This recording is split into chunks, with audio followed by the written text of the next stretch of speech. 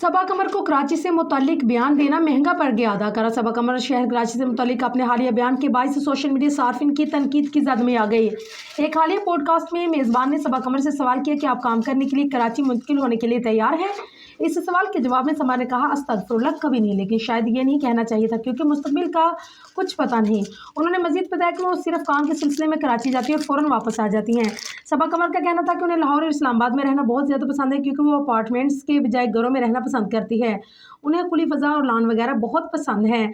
सबा कमर का कहना था कि उन्हें लाहौर और इस्लामाबाद में रहना ही ज़्यादा पसंद है। अदाकार के इस बयान ने सोशल मीडिया सार्फिन ने शदीद रद्द-ए-अमल दिया कि अफराद ने सबा कमर पर कराची की तौहीन करने का इल्ज़ाम लगा दिया। सार्फिन का कहना है कि गैर मुकामी मेट्रोपॉलिटन सिटी से सिर्फ पैसे कमाना चाहते हैं और सिर्फ इसलिए ही यहाँ आते हैं। एक सार्फिन ने कहा कि हाँ भाई, कराची तो कमाई करने के लिए आती हैं, ये माइयाँ पार्लियामेंट के इर्द गिर्द ही रहती हैं, इन्हें चाहने वाले ही वही बसते हैं। करो ना काम भी लाहौर और इस्लामाबाद में, क्यों आती हो कराची? ड्रामे में काम करने कहाँ क्यों कराची आती हो? ये गैर मुकामी यहाँ बस फ़ायदा उठाना चाहते हैं। एक सार्फ ने लिखा कि उन्होंने कराची के लिए अस्तगफिरुल्लाह कहा, ये इंतहाई गलत है। एक ने कहा कि घटिया लोग कराची को पैसा कमाने की मशीन समझते हैं। एक और सार्फ ने जो सवाल दिया है कि जब कराची के ड्रामों में काम करना चाहते हो तो कराची के खिलाफ क्यों बात करते हैं?